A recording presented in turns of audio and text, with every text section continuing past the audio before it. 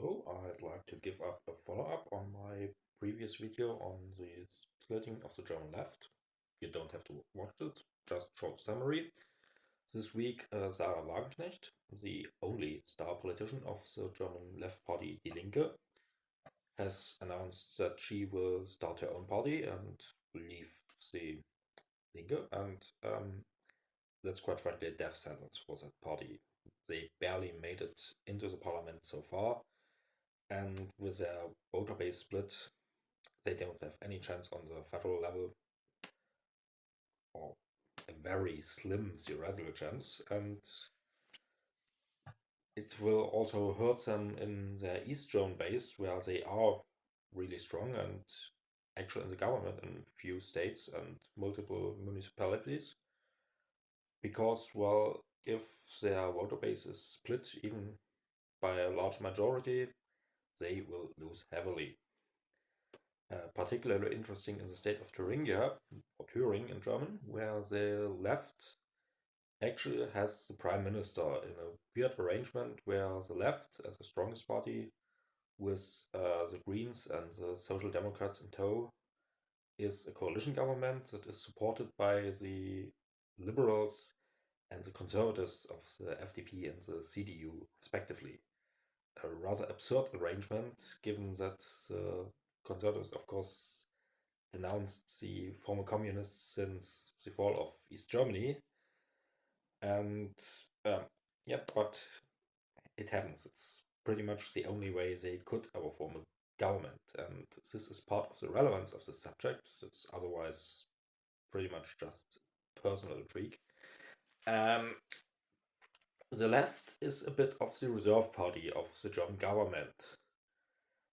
They are not very strong, but they could deliver enough votes to get Green and Social Democrat government in power, potentially. Not in the current configuration of the Bundestag, but it's an open secret that huge parts of the Social Democrats actually are in favor of a very left coalition, red-red-green as it's called, with the Linke, the Social Democrats, and the Greens. Social Democrats, of course, want the Social Democrats to be on top of this arrangement. And this prospect just died.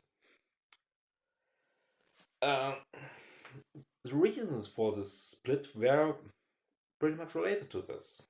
The left has, or the leadership of the left has spent over a decade now to make their party more mainstream, more streamlined, less offensive, and potential government partner. This worked in various states, and there are a few sticking points on the national level. For example, huge parts of the left would like to leave NATO, which is an absolute no option for any other party, and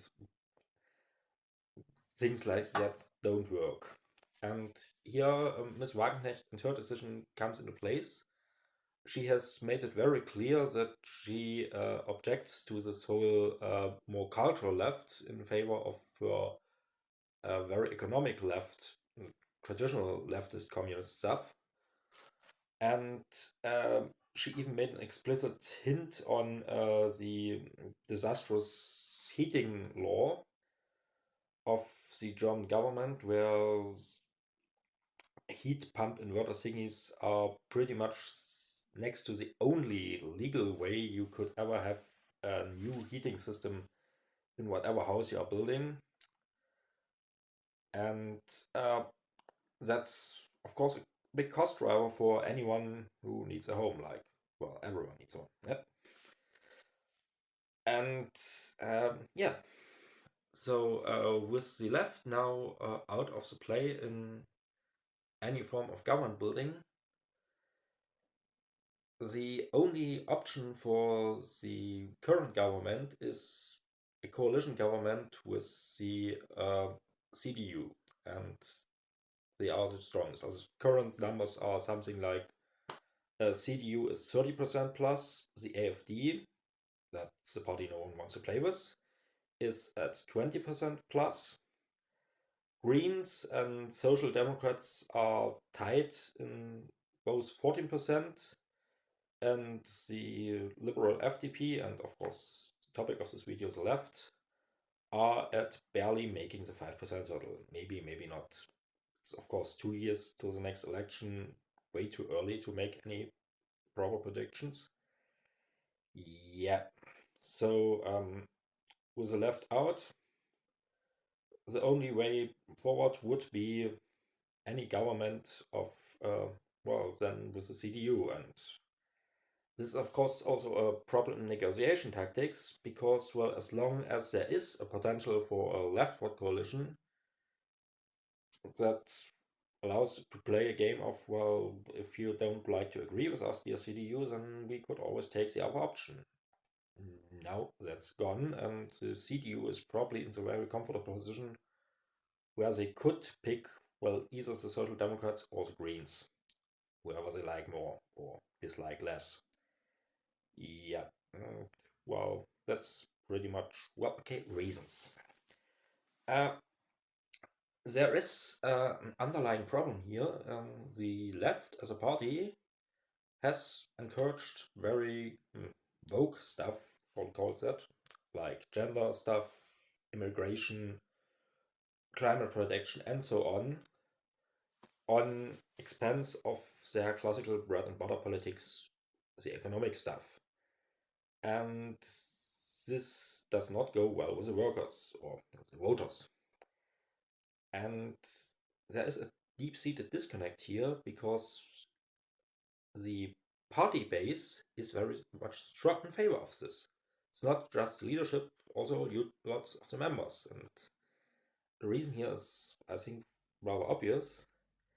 Leftist activist types are, of course, more likely to ever engage in a party.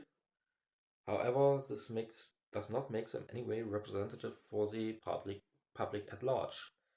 And that's not just a problem for the left, but also for the Social Democrats but even the Greens, that their own party membership desires politics they just can't sell to their own voters. So the dismantlement of German politics will continue. Thanks for your attention.